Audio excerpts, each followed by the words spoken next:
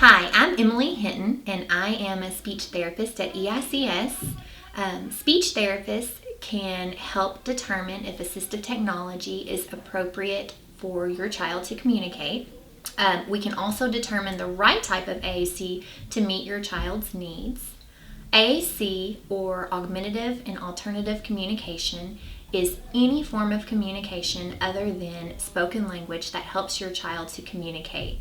This can range from low-tech options such as writing or signing to high-tech options such as devices that generate a spoken message. Not all types of AAC are appropriate for each client, so we help determine the most appropriate form of communication for your child. Communication devices can be adapted to each child's individual needs. We have children that use eye gaze systems. We have children that use key guards, switches, anything that will help your child better communicate with their form of AAC. Some AAC users use their alternative communication all of the time. Sometimes they only use it to supplement communication. So those are your kids that have some words, but maybe they are difficult to understand, or maybe they just don't have enough spoken language to communicate fully. So AAC is a good option to supplement what communication they do have. Once the appropriate form of AAC has been decided, it's very important that family and teachers get on board with whatever the child is using. So if that's sign language, we need to encourage as many people as possible to use sign language with that child.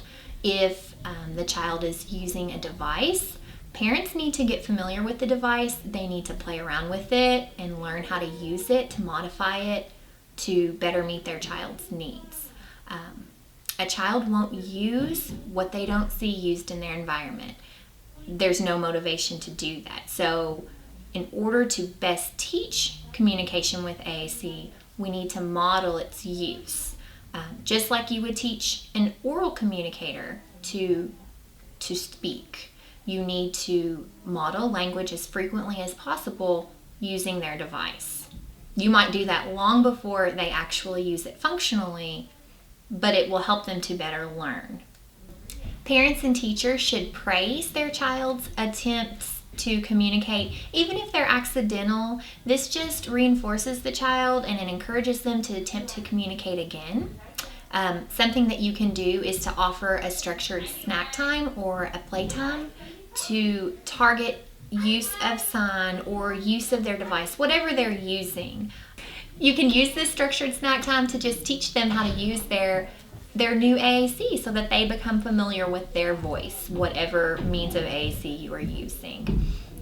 Because the child will not be successful if they only use their AAC when they come to speech therapy. They will be the most successful when they use it across all the environments that they might communicate in, whether that be at school, whether that be at home, at church. They need to learn to communicate in all of those environments. AAC can be a wonderful tool to help your child communicate and to cut down on some of those frustrations they have from not being understood. One thing that parents frequently ask me is, will AAC stop my child from being an oral communicator? And I always reassure parents that your child is going to communicate in the easiest way possible for them. So if oral communication becomes the easiest route for them, they will speak before they use their AAC. You can look at AAC as just another model and another tool to help them communicate along the way. Just remember that communication looks different for all of us, and that speech therapy can help your child find the best method to communicate successfully within their environment.